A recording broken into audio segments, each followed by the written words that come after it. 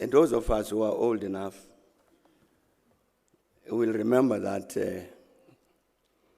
the first time we had a national shutdown, load shedding, national, was in January 2008. Professor Njobu, you remember that? It was January 2008, load shedding, national. The mines closed down for a whole week. Serious crisis.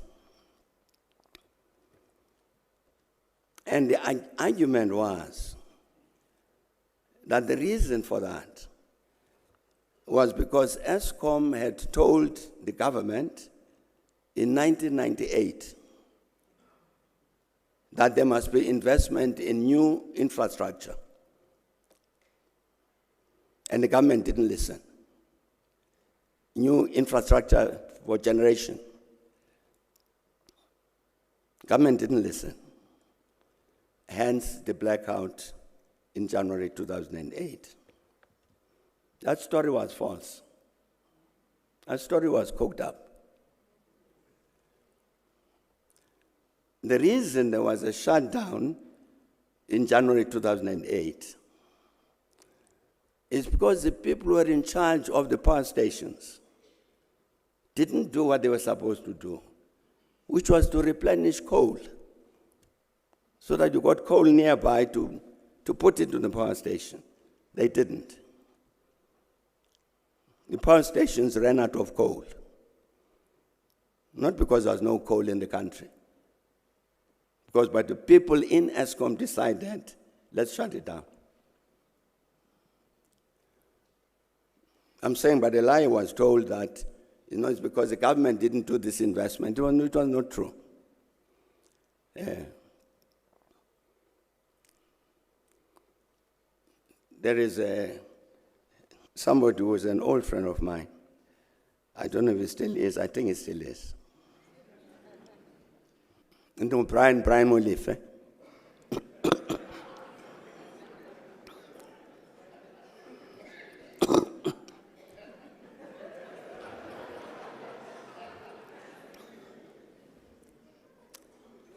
Brian gets appointed to head ESCOM in 2014, April or thereabouts. And by August 2018, they had finished with the load shedding. Again, all of us who are old enough will remember that.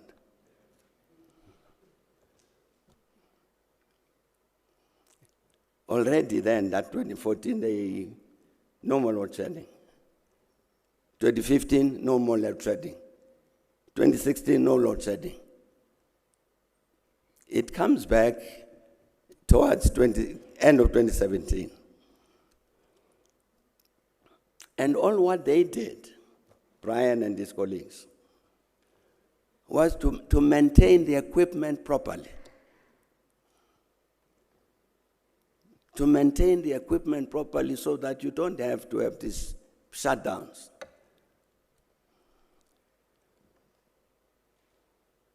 Now, if you ask anybody, what did Brian and the others do in 2014, such that for so many years there was no load shedding? They will find all manner of reasons. Instead of looking at this one, to maintain, to repair, to do whatever. And indeed, for so many years, there was no load shedding. He left. After a little while, it came back. So I say, it was very correct of Brian Molife to say, I've been brought from there to here to deal with this matter of load shedding. Let's look at it seriously and act on it, which they did with positive results. So by the time this load shedding comes back in 2017, 2018, you must be able to guess why. It's because you got new people who don't behave in the way that Brian Molefe behaved. Why? I think it's deliberate.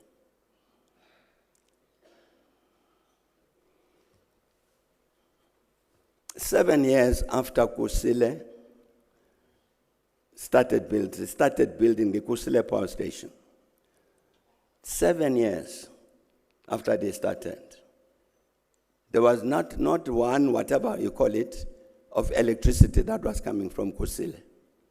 After 7 years, nothing. What ESCOM did was to contract an Indian company to come and build Kusile. The company came and built Kusile Unit Number 1 in a much shorter period than was expected. And Kusile Power Unit Number 1, there it is, generating electricity.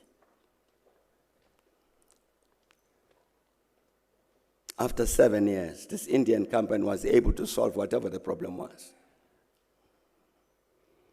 So it is not as though during the 7 years there were no ideas as to what is it to do in order to make sure that Unit 1 produces electricity. But the people were there, decided that they would not use that knowledge until the Indians were brought in. We used that knowledge, and in no time, Unit 1 was working. And then there's a strange thing that happens.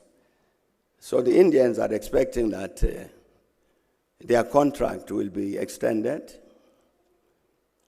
so that they do Unit 2 and Unit 3 and so on. No. ESCOM says to them, we will extend the contract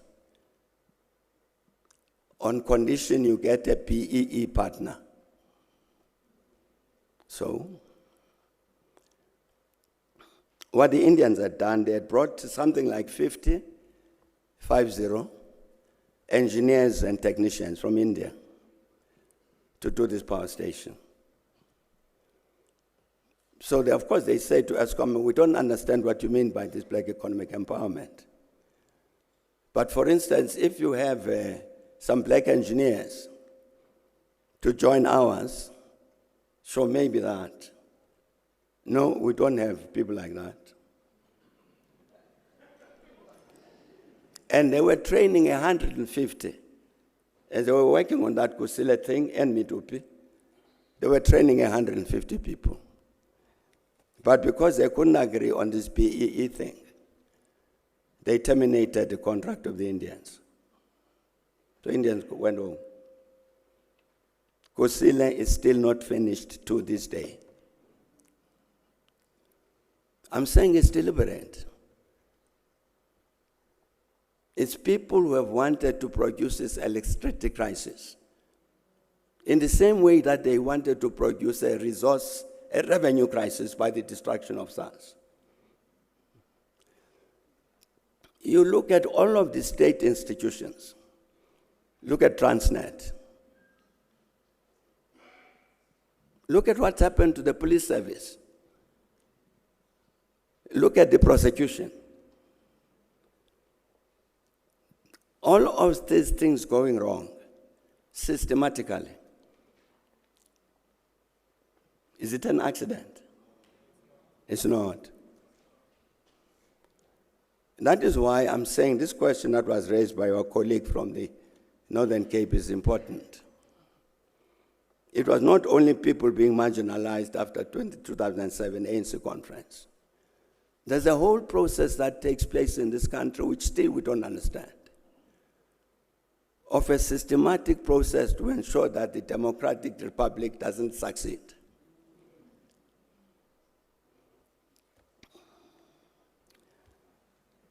That's one of the things I think it's necessary for us to understand, because it would then help us also to understand even the question that's raised about crime. None of these negative things that happen in this period identified by the CEO of the Institute of Race Relations, none of them are accidental. None of them are a result of greed. Sure, there is greed. Sure, there is corruption. But at the base of it all is to make sure that we fail.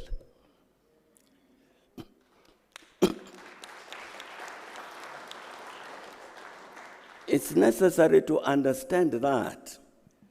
What is it that is wrong? In order to be able to find the right answers as to what is to be done. I must apologize for all of this long presentation, but I think it's a matter of strategic importance for the future of our country to understand what went wrong.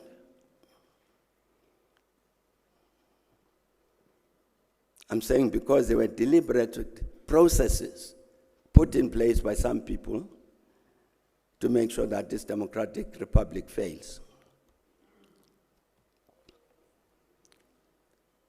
That's a matter that we need to still discuss even with the ANC. I don't think the ANC understands that reality.